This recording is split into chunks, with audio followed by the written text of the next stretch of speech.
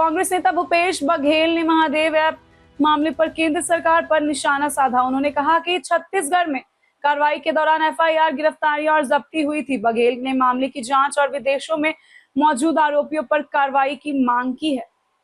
अब महादेव ऐप पे थोड़ा सा कुछ कहना चाह रहे हैं। महादेव ऐप में पहली कार्रवाई छत्तीसगढ़ में हुई। करीब 72 एफआईआर हुए, सैकड़ों लोग गिरफ्तार हुए, हजारों बैंक खाते सीज किए गए, गैजेट, लैपटॉप भी जब्त किए गए और अनेक प्रदेशों में जाके कार्रवाई की गई। तब केंद्र में बैठे हुए सरकार ने हम लोगों पर आरोप लगाया कि महादेव सट्टा पर को संरक्षण देने का काम। और अब जो खबर आई है, भारतीय जनता पार्टी दिल्ली इकाई के इकोनॉमिक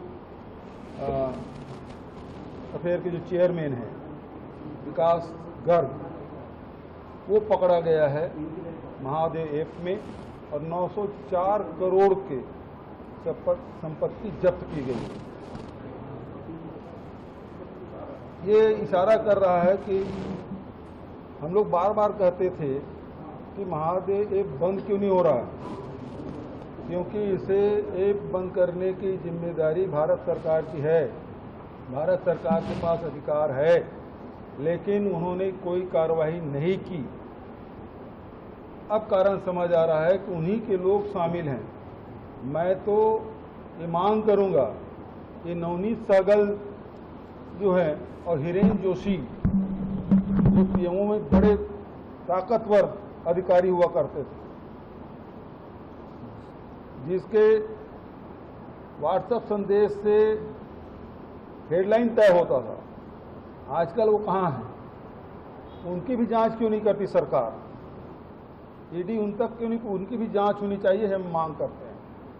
जो विदेशों में बैठे हुए हैं, छत्तीसगढ़ में हम सरकार में थे तो लुकआउट सर्कुलर जारी करने का हमने आग्रह किया था, लेकिन आज डबल इंजन की सरकार है, लेकिन वो भी आज तक के देश में लाए नहीं गए, वो अभी भी बाहर हैं।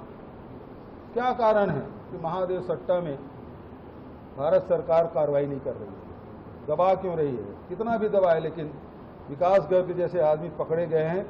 तो मेरी मांग है कि नवनीत सहगल और हिरेन जोशी की भी जांच होनी चाहिए। इससे पहले भी आपने जांच की मांग की है और ये जो लगातार तार छत्तीसगढ़ से जोड़े जा रहे थे, लेकिन उसमें अभी तक निकला नहीं है। चुनाव से पहले क्या मंशा सरकार की रही होगी, भारतीय जनता पार्टी की रही होगी कि छत्तीसगढ़ के साथ जोड़ने की कोशिश की जा रही है? देखिए, एक सामाजिक बुराई है जिसके कारण से पूरे हमारे जो युवा हैं उसमें बर्बाद हो रहे हैं, पूरा परिवार बर्बाद हो रहा है। तो इसको ध्यान में रखते हमने कार्रवाई की, क्योंकि चुनाव नज़दीक था और क्योंकि सेंट्रल में इनकी सरकार है और बदनाम करने के लिए मुझ पर सीधा आरोप लगाया। महादेव को भी नहीं छोड़ा, 508 करोड़ का इन्होंने घपला किया है। मेरे घर में सीबीआई छापा भी पड़ा, लेकिन आप आरोप लगा के निकल तो जाते हैं, किसी की छवि खराब तो कर लेते हैं, लेकिन जब तार खुलते हैं तो पता चलता है ये उन्हीं का आदमी है। ठीक है, और कोई सवाल? नहीं, इसमें नहीं है, बस केवल इसी में।